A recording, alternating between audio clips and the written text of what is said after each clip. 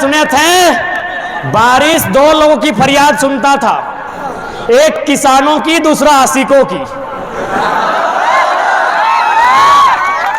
एक किसानों की सुनता था, ज्यादा हो तो बोलता था यार खेतवा बर्बाद हो जाते। आशिकों की सुनता तो गाना था ना कि जब पड़ेगा मोहब्बत से तेरा वास्ता, ये बारिश तो खुद बदलेगा रास्ता।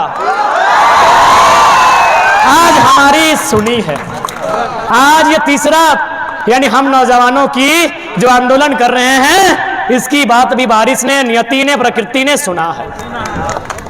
आपको विधानसभा घेराव याद होगा, सत्याग्रह 3 किलोमीटर के रेडियस में चारों तरफ बारिश हुई थी, लेकिन जहां सत्याग्रह का आंदोलन था वहां नहीं हुआ था। आप याद कीजिए, पूरे रांची में बारिश हुआ था अगस्त का महीना 2-3 तारीख, लेकिन वहां पे नहीं हुआ था जहां हमारा सत्याग्रह हो रहा था। आज भी मौसम देखिए ठंडा ठंडा है, इसका मतलब है इधर दारू में, इधर बड़का गांव में, इधर केरेडाड़ी में, इधर कटकम सांडी में, इधर कटकम दाग में हल्की फुल्की बारिश हुई है। यहां नहीं हुई है यानी नियति की मांग है, और नियति भी उसी का साथ देती है जो शोषित, वंचित, पीड़ित लोग होते हैं।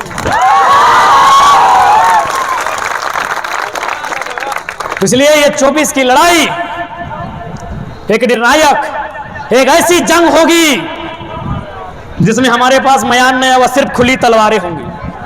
ये चेंगड़ा लोग मयान थोड़ी है, अरे सब चेंगड़ा लोग है ना। मयान मतलब साधु लोग, उनको प्रणाम करते हैं, उनका आशीर्वाद हमारे साथ, ये मयान है, इनके पास है। लेकिन चूंकि इनका आशीर्वाद भले होगा, लेकिन रण में चेंगड़ा लोग होगा। ये जो आगे बैठा है, तो इन लोग तो खुला तलवार है, इन लोग खुला तलवार है। और खुला तलवार देखिएगा, आगे भी काट सकता है, पीछे खुद भी काट सकता है, यानी हमारे लिए 24 रिस्की है। इस बात से इनकार मत कीजिएगा। हम स्वीकार करते हैं, हम स्वीकार करते हैं, हम लोग दोधारी खुली तलवार हैं। जब हम लोग युद्ध में, रण में आएंगे तो सामने वाला भी कट सकता है, मैंने मात दे सकते हैं, या फिर हो सके हमें बहुत बड़ा नुकसान हो सकता है। आपकी जानकारी के लिए बता दें तो खैर, हमें अपने नुकसान की परवाह इतनी भी नहीं है, इतनी भी नहीं है, क्योंकि झारखंड की गलियों से एक आवाज आया है, उठाओ नौजवानों, फिर से इनकलाब आया है। तुम लाख चला लो गोलियां, ये कम नहीं होंगे, तुम लाख चला लो गोलियां, ये कम नहीं होंगे। गर्दन कटेंगे लेकिन गम नहीं होंगे।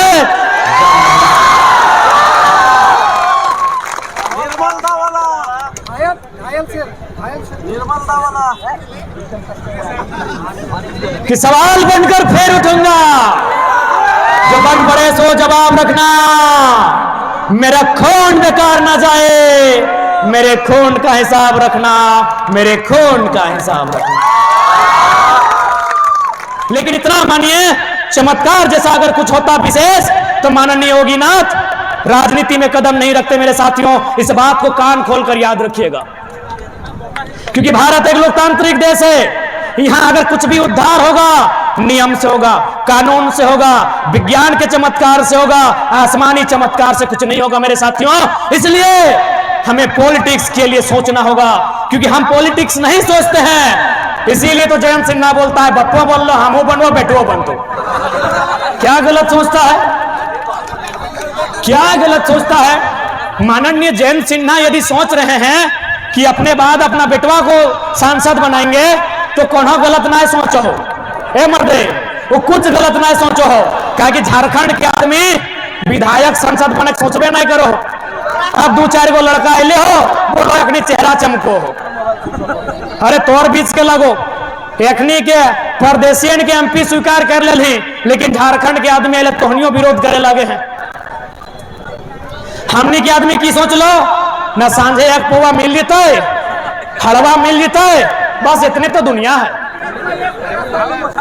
देख, दुनिया विधानसभा तक भेज, दुनिया लोकसभा तक भेज, तब पता चलता वास्तव में दुनिया कितना बड़ा हो।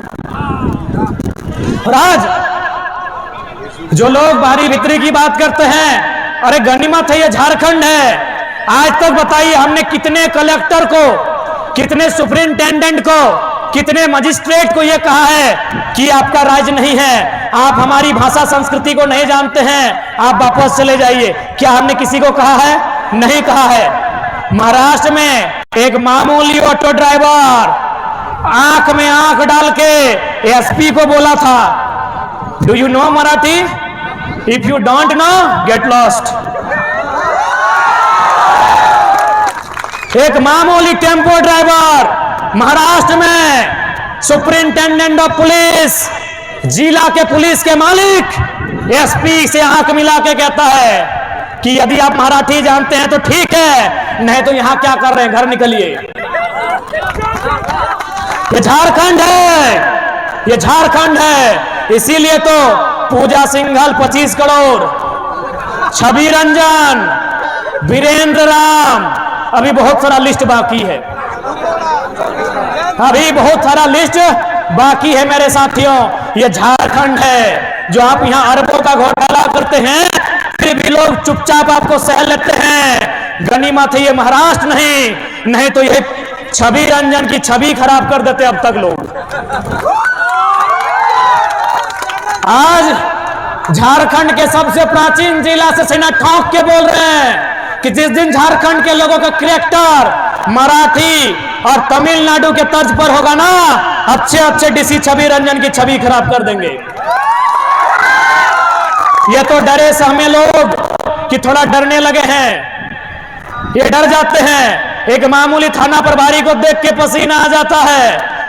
गनीमत कीजिए, जिस दिन ये लोग फिर से खड़ा हो जाएंगे, और इन्हें खड़ा होना चाहिए क्योंकि इन्हें भी नहीं पता ये किस इनका पूर्वज क्या करते थे। जब बैटल ऑफ प्लासी बंगाल में, बैटल ऑफ बक्सर बिहार में 1757, 1764, जब अंग्रेजों ने बिहार में जाकर बैटल ऑफ बक्सर के माध्यम से, बंगाल में जाकर बैटल ऑफ प्लासी के माध्यम से अंग्रेजों ने भारत के लोगों को उठा के पटक दिया था, उसी टाइम हम लोग ढाल विद्रोह, चुहाड़ विद्रोह करके अंग्रेजों को एक नंबर करवा। याद रखिएगा, समस्या ये है कि हम लोग अपने इतिहास को जानना नहीं चाहते हैं, अपने पूर्वजों को जानना नहीं चाहते हैं। ये हजारीबाग की धरती आंदोलन की धरती है। यही सबसे पहले 25 दिल्ली चलो सबसे पहले नारा हजारीबाग में लगा है, याद कीजिएगा मेरे साथियों। शायद वह 1925 था, मान के चलते ये 2023 आ गया है, 100 साल का समय आया है। आज फिर से हजारीबाग की माटी में नारा लग रहा है दिल्ली चलो का, लेकिन इस बार दिल्ली हम लोग भीड़ लेके नहीं जाएंगे, इस भीड़ में से एक एमपी चुनकर भेजेंगे, इस बात को तय कर दीजिए। हाँ, बहुत सारे लोग बोलेंगे कि इन लोग झारखंड का मुद्दा को लेकर पॉलिटिक्स किया है, दिल्ली में क्या करेगा? ना, दिल्ली में हम वही करेंगे जो चाइना से युद्ध हारने के बाद उस समय के प्रधानमंत्री पंडित जवाहरलाल नेहरू की आंख से आंख डालकर राज्यसभा सांसद राष्ट्रकवि रामधारी सिंह दिनकर ने कविता कही थी कि रोक नहीं युधिष्ठिर को यहाँ, जाने दे उनको स्वर्ग देर, मुझको लौटा दे गांडीव गदा, मुझको लौटा दे अर्जुन भीम वीर। प्रधानमंत्री से आंख मिलाया था, जबकि मजे की बात है संसद कांग्रेस के तरफ से, प्रधानमंत्री कांग्रेस का था, लेकिन फिर भी रामधारी सिंह दिनकर ने जरूरत किया था कि यदि आपको डर लगता है तो हमको युधिष्ठिर की जरूरत नहीं है, हमको त्रिनेत्र खोलने वाले महाकाल को दीजिए और पूरे भारत में शंखनाद की घोषणा कीजिए। यह किसने कहा था? रामधारी सिंह दिनकर, जिन्होंने रश्मि रथी लिखी है। तो ठीक उसी प्रकार यदि आपको लगता है कि हम लोकसभा में क्या करेंगे, तो देश के प्रधानमंत्री मोदी जी बन के आए, केजरीवाल बन के आए, राहुल गांधी बन के आए, नीतीश बन के आए, बनर्जी ममता बन के आए, हमें दिक्कत नहीं है, कोई बन के आए, हम उनके आंख में आंख डालकर सवाल करेंगे कि अडानी का पावर प्लांट यदि तो गड्ढा में क्यों लगाए। हम उनसे आंख में आंख डालकर सवाल करेंगे कि यही बूढ़ा जब ये दूसरे राज्य में कंपनी खोलता है वहां जीरो पोल्यूशन होता है, झारखंड में हमारा भाई लोग कैंसर से कैसे मरा? प्रधानमंत्री उत्तर दीजिए। हम प्रधानमंत्री सवाल करेंगे कि एनटीपीसी का मतलब देश होता है क्या? अडानी का मतलब देश होता है क्या? यदि नहीं होता है तो एक एनटीपीसी के लिए, एक अडानी के लिए बड़का गांव में 1000 पुलिस फोर्स क्या कर रही है? अरे अंग्रेजों की ईस्ट इंडिया कंपनी ने उतना अत्याचार नहीं किया है जितना भारत की कंपनी आज बड़का गांव में कर रही है। आज एनटीपीसी हो, मगध आम्रपाली हो, या फिर अन्य त्रिवेणी संगम हो, या वहां जो भी कंपनियां कोयला कोड़ने के लिए स्थापित है, आज जिस प्रकार की अमानवीय काम कर रही है, आज जिस प्रकार झारखंड के लोगों के साथ शोषण कर रही है, पूरे ब्रह्मांड में इतना अन्याय किसी के साथ नहीं हुआ हो।